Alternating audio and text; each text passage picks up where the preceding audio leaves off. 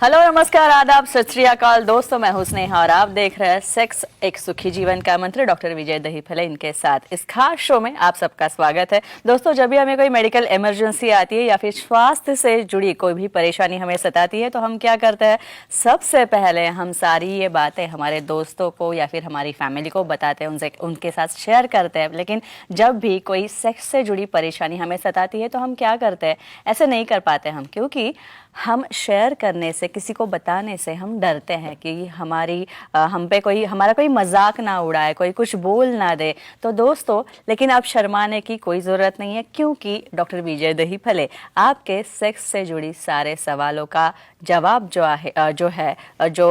समस्या जो है या फिर सारे सवाल जो है उनके, इन सब के बारे में आपका समाधान करेंगे और वो भी बहुत ही सरल तरीके से आप सबका जवाब देंगे।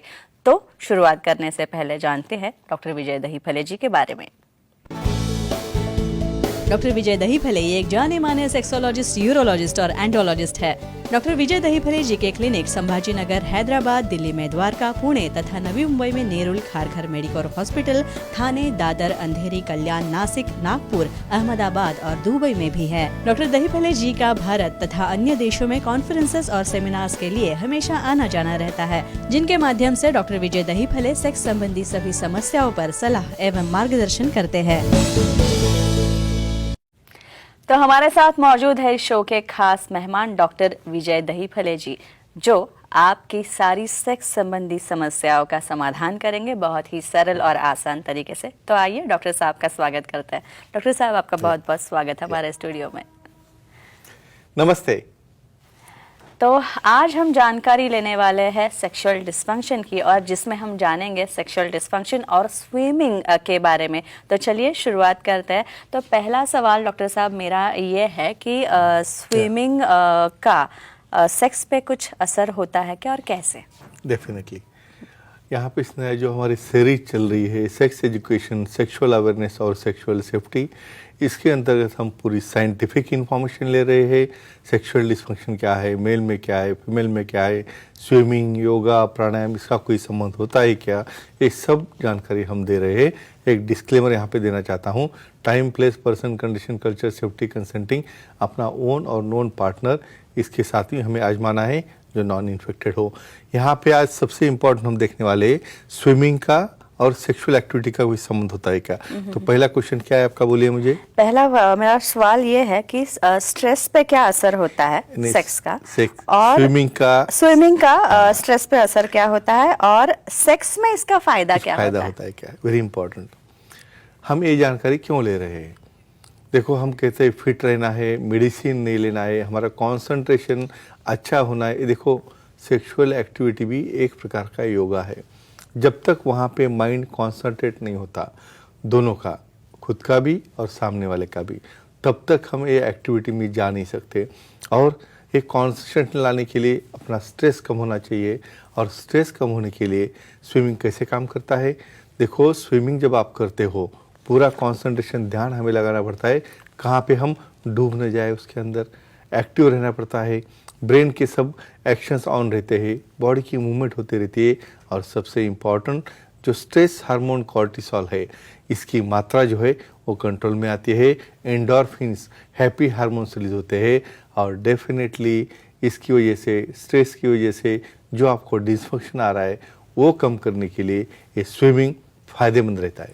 और डॉक्टर साहब, तैरने का सेक्स पे क्या असर होता है, और सबसे इम्पोर्टेंट अस्थमा पे क्या असर होता है, और इसका सेक्स में क्या फायदा होता है? डेफिनेटली इसका दोनों का कोरिलेशन है। ये देखो, बहुत बार क्या होता है, काफ़ी लोगों को ये अस्थमा रहने की वजह से न्यूमोनाइटिस है, कफ है। स्पेशली अस्थमा मतलब उसे दम लगता है एक्टिविटी करते वक्त, और बीच में ही छोड़ना पड़ता है। देखो, बाकी के एक्सरसाइज से स्विमिंग एक कैसे हेल्प रहता है, भाई स्विमिंग का वातावरण मॉइस्ट रहता है, मॉइस्चराइज रहता है, तो हमारे रेस्पिरेटरी ट्रैक्ट ड्राई नहीं होता। उसके अपोजिट में समझो क्रिकेट है, भागना है, कहाँ पे रन करना है ट्रेडमिल के ऊपर, वो तो ड्राई की वजह से, ड्राई एटमॉस्फेयर की वजह से वहाँ पे स्पाज्म होकर अस्थमा हो सकता है। तो ये सबसे बड़ा फायदा है। यहाँ पे मॉइस्चर की वजह से आपका अस्थमा कंट्रोल में आता है, मेडिसिन कम हो जाते हैं। यहाँ पे एक केयर लेनी है, बहुत बार क्लोरीन उसके अंदर ज़्यादा होगा तो अफेक्ट कर सकता है। अदरवाइज स्विमिंग सबसे बढ़िया एक्सरसाइज है अस्थमा कम करने के लिए, और अपने आप अस्थमा कम हो जाएगा तो आपका सेक्सुअल स्टैमिना और ड्यूरेशन अपने आप बढ़ जाएगा और अपना स्वास्थ्य भी अच्छा रहेगा। डॉक्टर साहब, देवांश जी आपसे बात करना या, चाहते हैं, कोलकाता से वो फोन Sure. कर रहे हैं। देवांश जी, आपका शो में स्वागत है, सर से सवाल पूछिए। नमस्ते सर। नमस्ते जी, बोलो। स्विमिंग करने से सेक्स का स्टेमिना बढ़ता है क्या, बताएं? हाँ, ये जायज क्वेश्चन है। यानी मेरे पास जो ओपीडी में पेशेंट आते हैं, सर मैं क्या एक्सरसाइज करूँ जिसकी वजह से मेरा स्टेमिना मतलब क्या होता है? ये देखो, स्टेमिना आपका भी है और आपके पार्टनर का भी है, दोनों भी साथ में जाना चाहिए स्विमिंग के लिए। अकेले का स्टेमिना बढ़ा के यहाँ पे क्या करना है? तो कैसे एक्सटेंड बढ़ाता है? एक तो हमने अभी देख लिया, स्ट्रेस कम होता है, हमारे हार्मोन्स एक्टिवेट होते हैं, एंडोर्फिन्स, यानी मेल में टेस्टोस्टेरोन, फीमेल में एस्ट्रोजन, ये एक्टिवेट होने की वजह से डेफिनेटली वहाँ पे लिबिडो के ऊपर हम आने वाले इच्छा बढ़ती है, और फिजिकल एक्सरसाइज, कैलोरीज बर्न होना और अपना मस्कुलर स्ट्रेंथ कैसे बढ़ती है वो भी हम देखने वाले हैं। और स्विमिंग करने से अपने बॉडी पोस्चर पे भी कुछ असर होता है, और इस सब का असर हमारे सेक्स पे कैसे होता है? Definitely, it's very important question. Robust look, या हम जैसे काफ़ी अच्छे शोल्डर्स है, यहाँ पे अपने नेक मसल स्ट्रांग है, बॉडी के मसल स्ट्रांग है, यानी जब आप स्टैंडिंग में भी रहोगे तो नीचे से झुके वाले नहीं रहोगे, स्टैंडिंग में इरेक्ट रहोगे, यानी आपका सीना ताने जब खड़े रहोगे।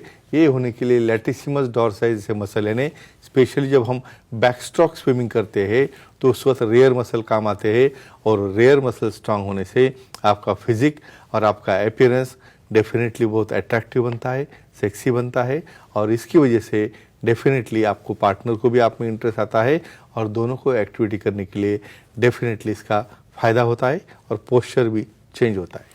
और तैरने से, स्विमिंग करने से बीपी पे इसका असर होता है क्या? और बीपी पे अगर असर होता है तो इसका उपयोग सेक्स में कैसे होता है? बीपी कंट्रोल में आने से डेफिनेटली, ये देखो हर एक एक्टिविटी का संबंध, देखो स्विमिंग जब कर रहे हो ना आप, तो पूरी बॉडी कर रही है ना, उस वक्त हार्ट रेट बढ़ता है, रेस्पिरेटरी रेट बढ़ता है, हमारा ब्लड फ्लो पेरीफेरी में ज़्यादा जाता है, और ब्लड फ्लो पेरीफेरी में जाने की वजह से अपने आप ब्लड प्रेशर कम होता है। इसका मतलब डाउन नहीं होता है, जो ऑलरेडी जिसका बॉर्डर लाइन के ऊपर बड़ा है, सिस्टोलिक ब्लड प्रेशर ऊपर वाला जो रहता है, वो नीचे आके नॉर्मल पे मेंटेन होता है, और डेफिनेटली ये ब्लड फ्लो का फ़ायदा, ये ब्लड प्रेशर कम होने का फ़ायदा सेक्सुअल एक्टिविटी में, वहाँ पे कठोरता आने में और स्ट्रॉन्ग इरेक्शन लाने में होता है। तो ऐसा फ़ायदा है ये स्विमिंग का, ब्लड प्रेशर कम होने से सेक्सुअल एक्टिविटी कैसे बढ़ती है उसके अंदर। डॉक्टर विजय, इसके बाद कोमल जी आपसे सवाल पूछ रही है, उदगीर से, उनका कॉल लेते हैं।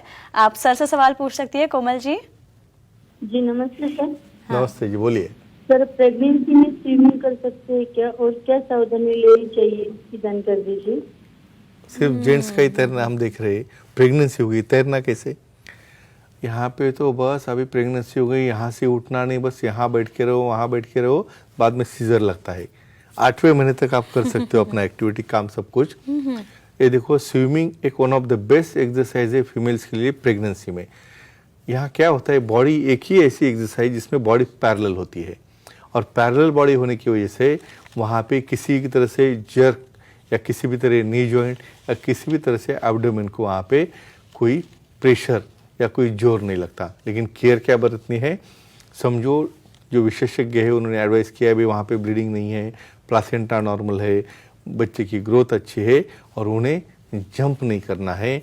ये केयर लेने के बाद आप थ्रू आउट अपने प्रेगनेंसी स्विमिंग कर सकते हो, जिससे आपकी हेल्थ और बच्चे की भी हेल्थ दोनों आप अच्छी तरह से संभाल सकते हो।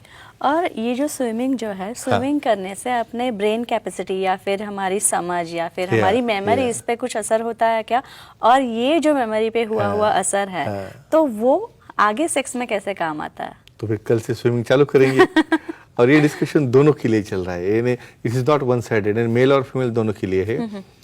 देखो, मेमोरी का और स्विमिंग का कैसे संबंध है। हिप्पोकैम्पस, हमारे ब्रेन में हिप्पोकैम्पस एरिया ऐसा है जहाँ के न्यूरॉन्स है, उसके जो एक्सॉन्स रहते हैं, वो जब तक रीजनरेट नहीं होते, जब तक ब्रेन को 100% ऑक्सीजन सप्लाई नहीं मिलता, जब तक ब्रेन की तरफ अच्छा फ्लो नहीं जाता, तो ये सब क्या उनका करता है स्विमिंग के अंदर। यहाँ पे जो एक्टिविटी होती है, हार्ट रेट बढ़ता है, पल्स रेट बढ़ता है, इवन बहुत बार उसके साथ स्टीम और सोना, ऐड करते हैं रूटीनली, तो ये सबका कॉम्बिनेशन ब्रेन सेल की ग्रोथ, वहाँ पे जो एक्सॉन्स है, जो न्यूरोजेनिक सेल्स है उसकी ग्रोथ और हिप्पोकैम्पस की हेल्थ बढ़ने की वजह से डेफिनेटली मेमोरी बढ़ने में फ़ायदा होता है। प्रीफ्रंटल कॉर्टेक्स यही तो भाग है जहाँ पे हमारा सेंसेशन आता है जाता है, तो डेफिनेटली जो स्विमिंग करते हैं वो सेक्सुअली एक्टिव रहते हैं, हेल्दी रहते हैं और ये फ़ायदा है स्विमिंग का सेक्स में। और एक चीज, सेक्स की भावना पर, सेक्स Yeah. करने की भावना पर स्विमिंग Definitely. कैसे असर करता है? और इसी को आगे बढ़ाते हैं। भावना यानी लिबिडो, लिबिडो यानी तुम्हारे एंड्रोजन्स जब तक तैयार नहीं होंगे, जब तक ब्रेन का सप्लाई बढ़ेगा नहीं, जब तक ये पूरे ग्लैंड से हमारे तो हाइपोथैलेमो पिट्यूटरी गोनाडल एक्सिस, तो ये एक्सिस को जब तक स्टिमुलेशन नहीं मिलता, जब तक लो मॉलिक्यूल्स तैयार नहीं होते, जब तक एक्साइटेशन नहीं होता, जब तक एंड्रोजन नहीं बनते, डेफिनेटली ये लिबिडो को टच करता है और स्ट्रेस कम होता है ये स्विमिंग में। और जैसे ही तान तनाव स्ट्रेस कम होता है लिबिडो बढ़ जाता है। तो फ्रेंड्स एक ही कहूँगा, स्विमिंग का बहुत अच्छा फ़ायदा है। आप और आपका पार्टनर इसे रेगुलर बेस से कम हफ्ते में 3 बार स्विमिंग आप करोगे तो अपनी हेल्थ, सेक्सुअल हेल्थ काफ़ी अच्छे तरह से आप मेंटेन कर पाओगे। इंटरेस्टिंग जानकारी डॉक्टर साहब दे सकते हैं, लेकिन डॉक्टर साहब फिलहाल आप इस टॉपिक्स पे हमसे बात की आपने और बहुत अच्छी जानकारी दी, उसके लिए बहुत बहुत शुक्रिया। धन्यवाद। लेकिन फिर दोस्तों आप भी सर से सवाल पूछ सकते हैं। तो दोस्तों ये थे हमारे खास मेहमान डॉक्टर विजय दहीफले, जिन्होंने सेक्स समस्या के हवाले से और उनके सारे सवालों पर काफ़ी अच्छी तरह से उपाय दिए, जानकारी दी। तो बेहद अच्छी और उम्दा जानकारी थी है। और अगर आपको भी डॉक्टर साहब से मिलना है, उनकी सलाह लेनी है, तो स्क्रीन पे जो नंबर्स दिए गए हैं वो नंबर्स पे आप उनको कॉल कर सकते हैं, संपर्क कर सकते हैं, कांटेक्ट कीजिए। और सारे सेंटर्स के नाम दिए गए हैं। डॉक्टर साहब के सेंटर्स जो है अंधेरी, दादर, नवी मुंबई में नेरुल तथा खारघर में मेडिकल हॉस्पिटल में डॉक्टर साहब आपसे मिल सकते हैं, तथा ठाणे, कल्याण, नासिक, नागपुर और संभाजी नगर में भी डॉक्टर साहब से आप जाके मिल सकते हैं। दुबई में भी डॉक्टर साहब के क्लिनिक है, यहाँ आप जा सकते हैं। और सभी फ़ोन नंबर्स जो है सेंटर्स के वापस एक बार नोट डाउन कर लीजिए, आपकी डायरी में लिख लीजिए, या फिर ईमेल आईडी भी है, वेबसाइट भी है। वेबसाइट है sexologist.vijaydahiphale.in। इस वेबसाइट पे जाके आप अपॉइंटमेंट ले सकते हैं। अपॉइंटमेंट का बटन दिखेगा, इसे दबाइए, इसे क्लिक कीजिए और डॉक्टर साहब की अपॉइंटमेंट जो है बहुत ही आसान तरीके से लेके अपनी सारी सेक्स संबंधी समस्याओं का समाधान आप पा सकते हैं, सबसे निजात आप पा सकते हैं। तो डॉक्टर साहब वापस एक बार आपका बहुत बहुत शुक्रिया, आप यहाँ पे आए। तो फिलहाल अभी टाइम हो चला है दर्शकों को विदा करने की, उनको बाय बाय बोलने की। तो आप सभी को हम आज्ञा लेते हैं। नमस्ते। नमस्ते।